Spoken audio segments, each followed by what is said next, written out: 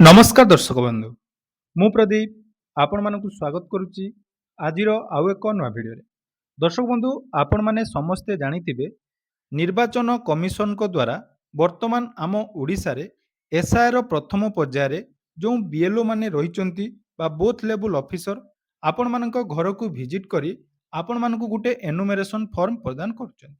ତ ଯେଉଁ ଏନୁମେରେସନ୍ ଫର୍ମ ଆପଣମାନଙ୍କର ଏସ୍ଆଇର ପ୍ରଥମ ପର୍ଯ୍ୟାୟ ଏବଂ ମୋଷ୍ଟ ଇମ୍ପୋର୍ଟାଣ୍ଟ ଯେଉଁଟାକି ଫେଜ୍ ରହିଛି, ଯେଉଁଥିରେ ଆପଣମାନଙ୍କୁ ସବୁକିଛି ଡିଟେଲ୍ସ ପୁରୁଣା ଡାଟା ହିସାବରେ ଅର୍ଥାତ୍ 2002 ମସିହା ଏସ୍ଆର୍ ହିସାବରେ ଆପଣମାନେ ଯଦି କ୍ୟାଟେଗୋରୀ 1 ବା ସେଲ୍ଫ ଭୋଟର ହିସାବରେ ଯାଉଛନ୍ତି, ତାହେଲେ ଆପଣମାନଙ୍କୁ କେମିତି ଫର୍ମ ଫିଲ୍ଅପ୍ କରିବା ପାଇଁ ପଡ଼ିବ ଏବଂ ଯେଉଁମାନେ ପ୍ରଜନୀ ବା କ୍ୟାଟେଗୋରୀ ବି ଯେଉଁମାନଙ୍କର ନାମ ଏସ୍ଆର୍ 2002 ମସିହାରେ ନଥିଲା, ସେମାନେ କେମିତି ଫର୍ମ ଫିଲ୍ଅପ୍ କରିବେ।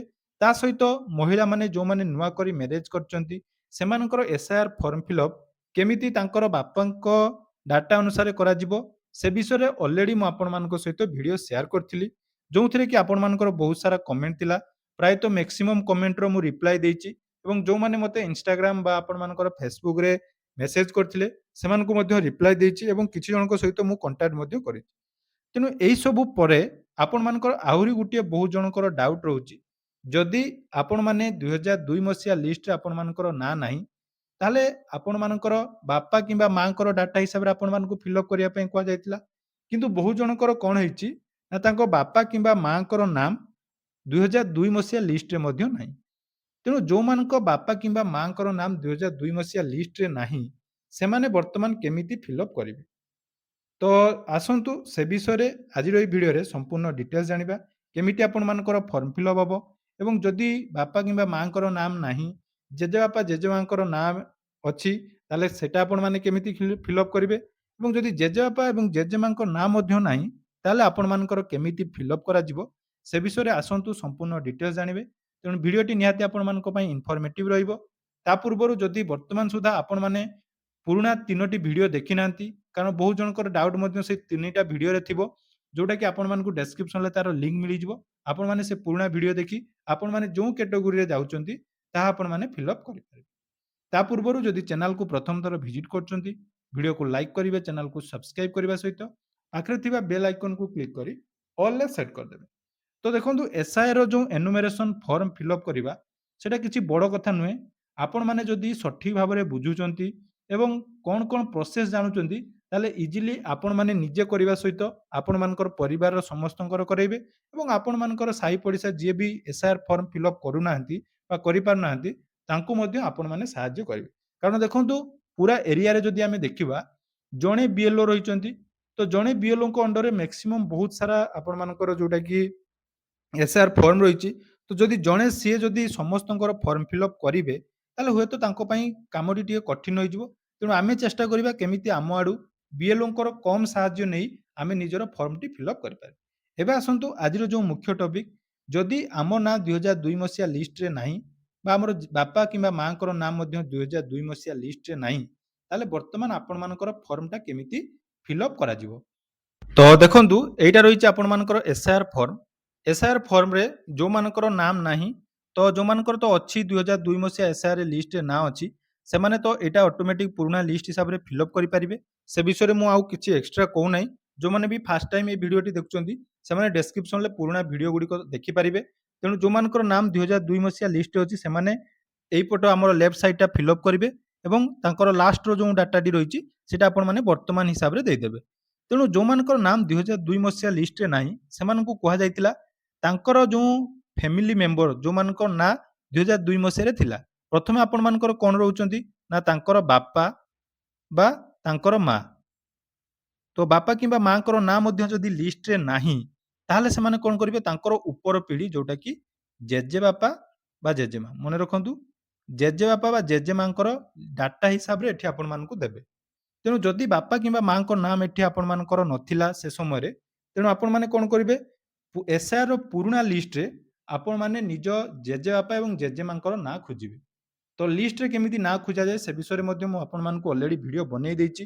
କାରଣ ବାରମ୍ବାର ସେ ଗୋଟିଏ ଟପିକ୍ ଆପଣମାନଙ୍କୁ କହିଲେ ଅସୁବିଧା ହେବ। ଆପଣମାନେ ନିହାତି ଆମର ଯେଉଁ ଇଲେକ୍ସନ୍ କମିଶନଙ୍କର ଅଫିସିଆଲ୍ ୱେବସାଇଟ୍ ଅଛି, ସେ ଅଫିସିଆଲ୍ ୱେବସାଇଟ୍‌କୁ ଯାଇ ଆପଣମାନେ ନାଁ ଅନୁସାରେ ସର୍ଚ୍ଚ କରିପାରିବେ। ନହେଲେ ଆପଣମାନେ ଆପଣମାନଙ୍କର ଏରିଆର ଇ ରୁଲର ମଧ୍ୟ ଯୋଉଟାକି ପିଡିଏଫ୍ ମଧ୍ୟ ଡାଉନଲୋଡ୍ କରି ସେଠି ଦେଖିପାରିବେ। ତେଣୁ ଯଦି ବାପା କିମ୍ବା ମାଆଙ୍କର ନାମ ନାହିଁ, ତାହେଲେ ଏଠି ଜେଜେବାପା ବା ଜେଜେମାଙ୍କର ନାମ ଲେଖିବେ ଏବଂ ତାଙ୍କର ସେଠି ଭୋଟର ଆଇଡି ନମ୍ବର ଯଦି ଉପଲବ୍ଧ ଅଛି, ସେଇଟା ଲେଖିବେ ଏବଂ ଏଇ ସମ୍ପର୍କୀୟଙ୍କ ନାମ ସବୁବେଳେ ଏଇଠି ହିଁ କନଫ୍ୟୁଜନ ବହୁତ ଜଣ ରହୁଛନ୍ତି। ଦେଖନ୍ତୁ ଏଠି ଆପଣମାନଙ୍କର ଡାଟା କିଛି ଲେଖାଯାଉ ନାହିଁ। ତେଣୁ ଏଠି ଆପଣମାନଙ୍କ ସମ୍ପର୍କ କିଛି ଲେଖିବାର ଆବଶ୍ୟକ ନାହିଁ। ଏଠି କାହାଙ୍କ ସମ୍ପର୍କ ଲେଖାଯିବ ନା ଯୋଉ ଜେଜେବାପାଙ୍କ ନାମ ଆପଣମାନେ ଲେଖିଲେ, ତ ସେଠି ଆପଣମାନେ ଦେଖିବେ ଭୋଟର ଲିଷ୍ଟରେ ତାଙ୍କ ବାପାଙ୍କର ନାମ ଥିବ। ମନେ ରଖନ୍ତୁ ଏଇଠି ଆପଣମାନେ ଯଦି ଜେଜେବାପାଙ୍କ ନାମ ଲେଖୁଛନ୍ତି, ତାହେଲେ ତାଙ୍କ ବାପାଙ୍କ ନାମ ଲେଖିବେ। ଏଠି ଆପଣମାନେ ଆପଣଙ୍କ ସମ୍ପର୍କ ବିଷୟରେ ଲେଖିବାର କିଛି ବି ଆବଶ୍ୟକତା ନାହିଁ। ଏଇଟା ହିଁ ବହୁତ ଜଣ ଭୁଲ କରୁଛନ୍ତି। ମୁଁ ମଧ୍ୟ ଦେଖୁଛି ବହୁତ ଜଣ କମେଣ୍ଟ କରୁଛନ୍ତି ଯେ ଏଠି ଆମେ ସମ୍ପର୍କ କେମିତି ଆମର ଅଲଗା ଲୋକର ନାମ ଲେଖିବା। କାରଣ ଏଠି ସେମିତି ମେନସନ କରାଯାଇଛି ଯେ ପୁରୁଣା ଡାଟାରେ ଯାହା ଅଛି ଆପଣମାନେ ପୁରୁଣା ମେମ୍ବରଙ୍କ ଡାଟା ଦିଅନ୍ତୁ। ନିଜର ଡାଟା ଦିଅନ୍ତୁ ନାହିଁ। ପୁରୁଣା ଲୋକର ଡାଟା ଦିଅନ୍ତୁ ଯୋଉଟା କି 2002 ମସିହା ଲିଷ୍ଟ ଅନୁସାରେ। ତେଣୁ ଜେଜେବାପା ବା ଜେଜେମାଙ୍କର ଯଦି ନାଁ ଲେଖୁଛନ୍ତି, ତାଙ୍କର ସମ୍ପର୍କୀୟଙ୍କ ନାମ ଲେଖ। ତାଙ୍କ ସମ୍ପର୍କୀୟ ଯୋଉଟାକି ତାଙ୍କର ସେଇ ଲିଷ୍ଟରେ ହିଁ ମିଳିଯିବ ଏବଂ ସମ୍ପର୍କ କ'ଣ ରହିବ ନା ଯଦି ଜେଜେବାପା ଲେଖୁଛନ୍ତି, ତାହେଲେ ଜେଜେବାପାଙ୍କ ବାପା, ସେ ତାଙ୍କ ବାପା, ଏଠି ତାଙ୍କ ରହିବ ବାପା ବୋଲି ଲେଖିବେ। ବୁଝିପାରିଲେ? ଏଇ ଅପସନଟା ହିଁ ସମସ୍ତେ ଭୁଲ କରୁଛନ୍ତି। ଏଠି ବହୁତ ଜଣ ମୋତେ କମେଣ୍ଟ କରୁଛନ୍ତି ଏଠି ଆମେ ପୁଅ ଲେଖିବ। ପୁଅ ଆପଣମାନେ କେମିତି ଲେଖିବେ? ଯେହେତୁ ସମ୍ପର୍କଟି ଆପଣମାନଙ୍କର ଏଇ ଲୋକ ସହିତ ଏଇ ଲୋକର ସମ୍ପର୍କ ଦେଖାଯାଉଛି, ତେଣୁ ଜେଜେବାପାଙ୍କ ବାପା ମାନେ ତାଙ୍କର ସେ କ'ଣ ହଉଛନ୍ତି? ତାଙ୍କର ସେ ବାପା ହଉଛନ୍ତି, ତେଣୁ ତାଙ୍କର ବାପା ଲେଖିବେ। ତାପରେ ଜିଲ୍ଲା ଲେଖିବେ, ରାଜ୍ୟର ନାମ ଲେଖିବେ, ବିଧାନସଭା ନିର୍ବାଚନ ମଣ୍ଡଳୀର ନାମ ଲେଖିବେ, ସେ ସମୟରେ କ'ଣ ଥିଲା? ତାପରେ ବିଧାନ ନିର୍ବାଚନ ମଣ୍ଡଳୀର ସଂଖ୍ୟା, ଯୋଉଟାକି ଆପଣମାନଙ୍କୁ ସେଠି ମିଳିଯିବ ଏସ୍‌ସି ନମ୍ବର, ଭାଗ ସଂଖ୍ୟା ପାର୍ଟ ନମ୍ବର ମଧ୍ୟ ସେଠି ମିଳିଯିବ ଏବଂ ସିରିଆଲ ନମ୍ବର ମଧ୍ୟ ଆପଣମାନଙ୍କୁ 2002 ମସିହା ଲିଷ୍ଟ ଅନୁସାରେ ଲେଖିବା ପାଇଁ ପଡ଼ିବ। ସେଇଟା ଲେଖି ସାରିଲା ପରେ ଏଇ ଯୋଉ ଅପସନଟି ରହିଛି ଲାଷ୍ଟ ଅପସନ, ଏଠି ଆପଣମାନେ ନିଜର ବର୍ତ୍ତମାନର ଡାଟା ଦେବେ। ଏଇଟା ହଉଛି ଆପଣମାନଙ୍କ ପାଇଁ।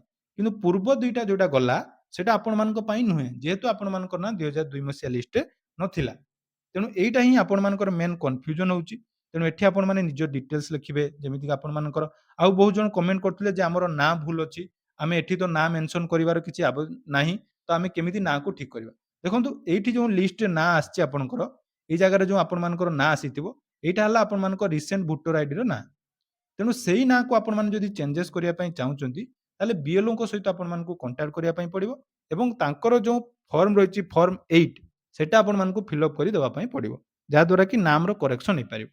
ତେଣୁ ଏଇଭଳି ଭାବରେ ଆପଣମାନଙ୍କର ଯୋଉମାନଙ୍କର ବାପାଙ୍କର ନାମ ବା ମାଆଙ୍କର ନାମ ନଥିଲା, ସେମାନେ ତାଙ୍କ ଜେଜେବାପା ବା ଜେଜେମାଙ୍କ ନାଁ ଦେଇପାରିବେ। ଯଦି ସେତେବେଳେ ବି ଜେଜେବାପା, ଜେଜେମା ବା ବାପା କିମ୍ବା ମା କାହାର ବି ନାହିଁ, ତାହେଲେ ଆପଣମାନେ ସେ ଅପସନଟାକୁ ପୁରା ସ୍କିପ୍ କରିଦେବେ। ବର୍ତ୍ତମାନର ଡାଟା ଦେବେ ଏବଂ ବିଏଲ୍‌ଓଙ୍କ ସହିତ କଣ୍ଟାକ୍ଟ କରିବେ। ବିଏଲ୍‌ଓଙ୍କ ସହିତ ଯୋଗାଯୋଗ କଲେ ତାଙ୍କ ପାଇଁ କ'ଣ ପ୍ରୋସିଡିୟର ଅଛି, ସେ ଆପଣମାନଙ୍କୁ ବତେଇ ଦେବେ ଏବଂ ସେଥିରେ ଆପଣମାନେ ଯାଇକି ଫର୍ମ ଫିଲ୍ଅପ୍ କରିବେ। ଏବଂ ଦେଖନ୍ତୁ ବହୁ ଜଣଙ୍କର ଡାଉଟ୍ ମଧ୍ୟ ଆଉ ଗୋଟେ ରହୁଛି, ମୁଁ ଏଇ ଭିଡିଓରେ ମେନସନ କରିଦଉଛି ଯେ ଯଦି ଆମେ ଘରେ ରହୁନାହୁଁ, ତାହେଲେ ଆମେ ତାକୁ କ'ଣ ଫିଲ୍ଅପ୍ କରିବା? ଦେଖନ୍ତୁ ଅନଲାଇନ୍ ଫର୍ମ ଫିଲ୍ଅପ୍ କରିବାର ମଧ୍ୟ ରହିଛି ପ୍ରୋସିଡିୟର। କିନ୍ତୁ ଅନଲାଇନ୍ ଫର୍ମ ଫିଲ୍ଅପ୍ କରିବା ଆଗରୁ ଆପଣମାନଙ୍କ ଘରେ ଯିଏ ବି ଥାଆନ୍ତୁ, ପରିବାରରେ ଯଦି ଜଣେ ମେମ୍ବର ରହିଛନ୍ତି, ସେ ମେମ୍ବର ମଧ୍ୟ ଆପଣମାନଙ୍କ ପାଇଁ ଏଠି ଫର୍ମ ଫିଲ୍ଅପ୍ କରିପାରିବେ ଏବଂ ଏଠି ମେନସନ କରିପାରିବେ ତାଙ୍କ ସହିତ ଆପଣମାନଙ୍କର କ'ଣ ସମ୍ପର୍କ ଅଛି। ଯୋଉଟାକି ବିଏଲ୍‌ଓ ଆପଣମାନଙ୍କର ଭେରିଫାଇ କରିବେ ଏବଂ ଆପଣମାନଙ୍କର ଏନୁମେରେସନ ଫର୍ମ ଏପ୍ରୁଭାଲ ହେଇଯିବ। ତେଣୁ ଏହା ଥିଲା ଏସ୍‌ଆଇର ଆଉ ଗୋଟେ ଡିଟେଲ୍ସ ଭିଡିଓ। ଆଶା କରୁଛି ଭିଡିଓଟି ଆପଣମାନଙ୍କୁ ଆଉ ଟିକେ ଇନଫର୍ମେଟିଭ ଲାଗିଛି। ତେଣୁ ଯାହା ବି ଡାଉଟ୍ ଅଛି ଆପଣମାନେ କମେଣ୍ଟ କରିପାରିବେ ଏବଂ ମୋତେ ଯଦି ଆପଣମାନେ ଇନଷ୍ଟାଗ୍ରାମ ବା ଫେସବୁକରେ ଦେଖୁଛନ୍ତି, ଡାଇରେକ୍ଟ ମୋତେ ଡିଏମ୍ କରିପାରିବେ। ଯାହାଦ୍ୱାରା କି ମୁଁ ଆପଣମାନଙ୍କୁ ସବୁ କିଛି ଡାଉଟ୍ କ୍ଲିୟର କରିପାରିବି। ଏବଂ ଏହି ଭିଡିଓଟି ଆପଣମାନଙ୍କର ସାଙ୍ଗସାଥି, ପରିବାରର ସମସ୍ତଙ୍କ ସହିତ ସେୟାର କରିଦିଅନ୍ତୁ। ଯାହାଦ୍ୱାରା କି ଏସ୍‌ଆଇର ପ୍ରକ୍ରିୟାଟି ସୁରୁଖୁରୁରେ ହେଇପାରିବ। ଧନ୍ୟବାଦ।